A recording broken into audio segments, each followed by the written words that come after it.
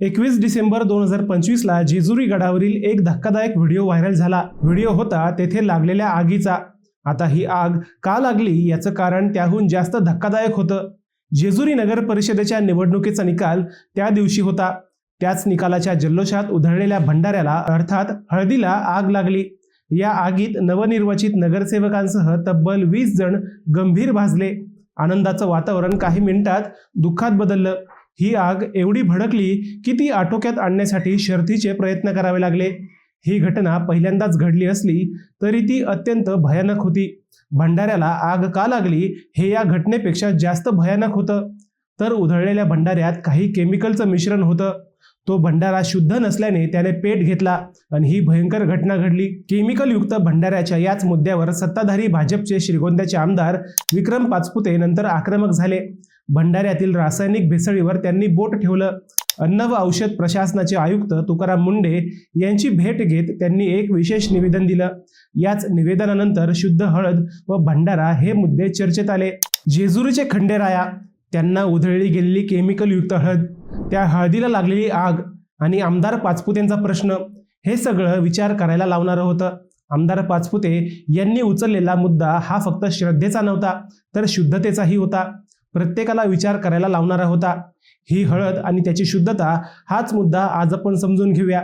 नमस्कार, मी अजय आणि आपण पाहत आहात अहिल्यानगर लाईव्ह 24, नगरी घडामोडींचं परफेक्ट ॲनालिसिस। मित्रांनो, आमदार पाचपुतेंचा मुद्दा समजून घ्यायचा असेल तर अगोदर जेजुरी गडावर घडलेली घटना समजून घ्यावी लागेल। त्याचं झालं असं की गेल्या वर्षी डिसेंबर महिन्यात जेजुरी नगर परिषदेचा निकाल लागला। त्यात राष्ट्रवादीच्या अजित पवार गटाचे जयदीप बारभाई नगराध्यक्षपदाच्या निवडणुकीत विजयी झाले। अजित पवार पक्षाने तब्बल 17 जागांवर विजय मिळवला होता। एवढा मोठा विजय मिळवल्यावर अजित पवार गटाच्या कार्यकर्त्यांनीही जेजुरीत भव्य मिरवणूक काढली। मल्हार नाट्यगृहात मतमोजणी झाल्यावर तेथूनच या मिरवणुकीला सुरुवात झाली। विजयी उमेदवार व कार्यकर्ते खंडोबा गडाच्या पहिल्या पायरीजवळ भंडारा अर्पण करण्यासाठी गेले। दुपारी 3ची वेळ होती। जेजुरी गडाच्या ऐतिहासिक कमानीजवळ मिरवणूक पोहोचली। तेथे गडाच्या पायरीजवळ कापूर जाळण्यात आला। त्याचवेळी जळत्या कापुरावर मोठ्या प्रमाणात भंडारा पडल्याने अचानक मोठा स्फोट झाला। आता स्फोट हा शब्द जरा अतिशयोक्ती होईल, पण ही हळद पेटली। काही क्षणातच आगीने रौद्र रूप धारण केले। भंडाऱ्याचा भडका उडाला। या आगीत राष्ट्रवादीच्या नगरसेविका मोनिका राहुल घाडगे व त्यांचे पती राहुल घाडगे तसेच प्रभाग क्रमांक 5 मधून निवडून आलेल्या राष्ट्रवादीच्या नवनिर्वाचित नगरसेविका स्वरूपा खोमणे या भाजल्या गेल्या। याशिवाय तब्बल 20 जण गंभीर जखमी झाले। ही घटना जेवढी धक्कादायक होती तेवढीच गांभीर्याने विचार करायला लावणारी होती। ही आग का लागली तर पेटलेल्या कापुरावर भंडारा पडला म्हणून। आता भंडाऱ्याने पेट का घेतला तर त्यात केमिकल असल्यामुळं। तसं पाहिलं तर हळद कधीच जळत नाही किंवा पेटतही नाही, परंतु जेजुरीत विकली जाणारी हळद ही केमिकल युक्त असते, त्यात भेसळ असते। त्यामुळेच कापूर जाळावा तशी ती जळते। त्यामुळेच हा धक्कादायक प्रकार घडला। आगीत जखमी झालेल्यांना तात्काळ जवळच्या रुग्णालयात उपचारासाठी हलवण्यात आले, परंतु हा प्रकार फक्त एक दुर्घटना म्हणून चर्चेला गेला। घटनेच्या मुळापर्यंत कोणीच गेले नाही। हाच मुद्दा तब्बल 1.5 वर्षांनी श्रीगोंद्याचे आमदार विक्रमसिंह पाचपुते यांनी उचलला। भाविकांच्या सुरक्षेला प्राधान्य देत त्यांनी अन्न व औषध प्रशासनाचे आयुक्त तुकाराम मुंढे यांची भेट घेत त्यांना एक निवेदन दिले। निवेदन होते अर्थातच भंडाऱ्याच्या शुद्धतेचे। कायद्याचा विचार केला तर भंडारा म्हणजे शुद्ध हळद हे कुठेही नमूद नाही।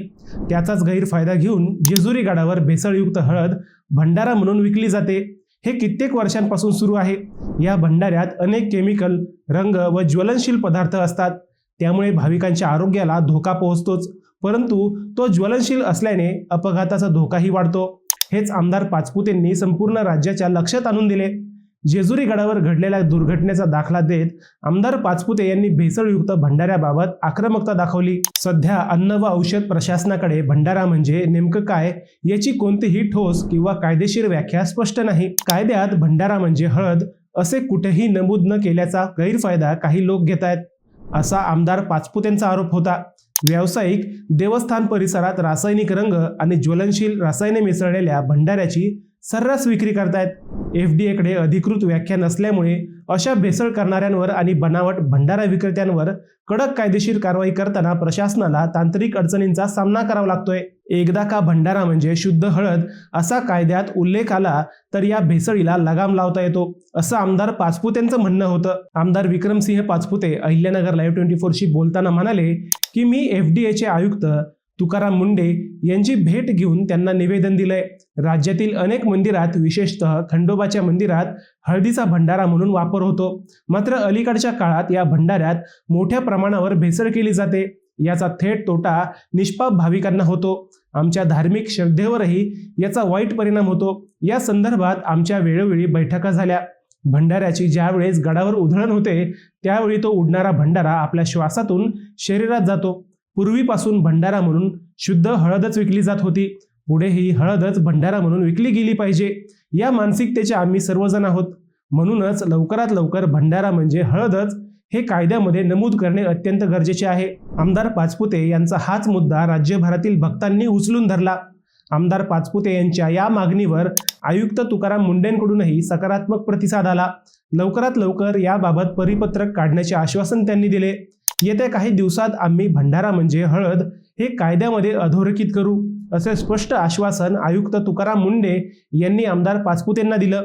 अन्न व औषध प्रशासनातर्फे लवकरच या संदर्भात एक अधिकृत परिपत्रक जारी केले जाण्याची शक्यता आहे.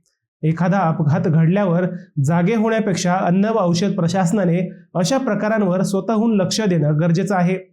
जेजुरी, तुळजापूर, कोल्हापूर, पारनेर तालुक्यातील कोरठण खंडोबा यासारख्या देवस्थानांमध्ये सर्रास हळद विक्री होते. भंडाऱ्याच्या नावाखाली भाविकही ती विकत घेतात.